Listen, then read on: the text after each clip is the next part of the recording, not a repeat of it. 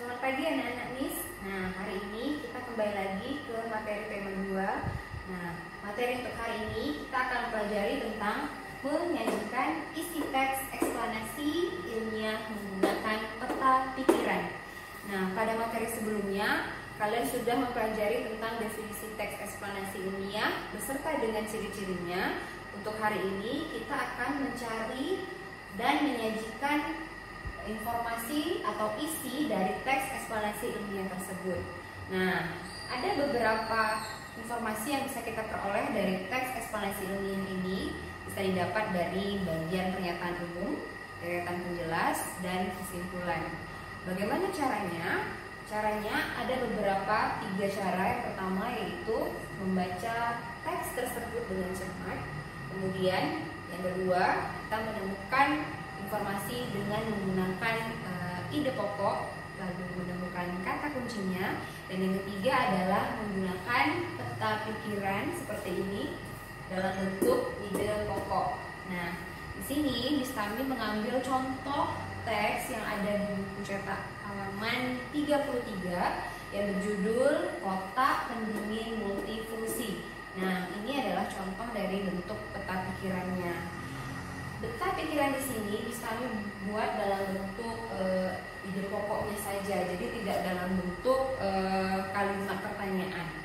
Nah, di sini kalian bisa mengambil satu paragraf, misalnya ya. Di sini bisa diambil di paragraf yang pertama. Kan di teks ini ada banyak paragraf-paragrafnya. Nah, misalnya ambil satu contoh di paragraf pertama. Ide pokok di paragraf pertama adalah kulkas atau mesin pendingin yang memiliki banyak fungsi. Jadi di sini kita hanya mengambil ide pokoknya saja. Ingat, ide pokok itu sama dengan topik. Jadi topik itu artinya apa sih? Maksudnya inti yang disampaikan atau masalah yang disampaikan di teks itu apa.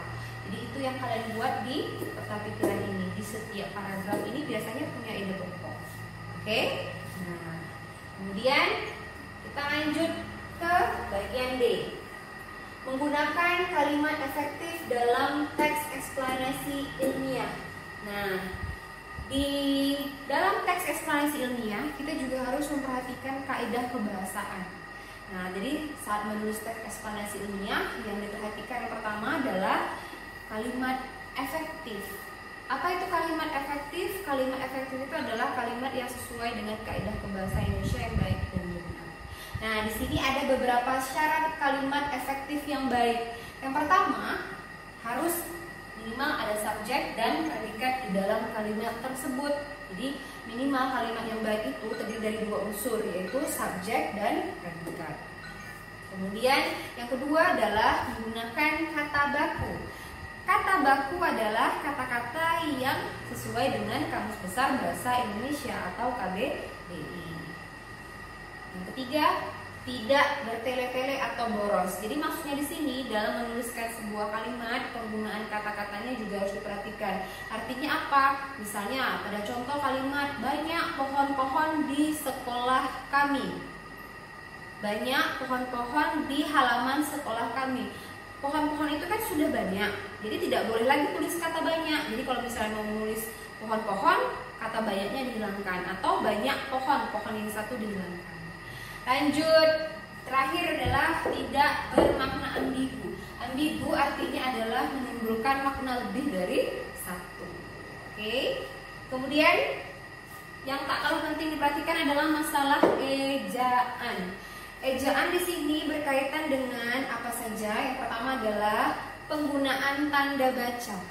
Tanda baca di sini juga harus diperhatikan karena tanda baca ini juga bisa mengakibatkan kalau kita membaca sebuah kalimat, tanda baca ini juga berpengaruh. Kemudian huruf kapital, penggunaan huruf kapital juga harus diperhatikan. Kemudian yang terakhir, penulisan kata ataupun singkatan. Jadi ini adalah masalah-masalah yang berkaitan dengan ejaan. Oke, semoga bisa dimengerti ya untuk materi hari ini. Terima kasih.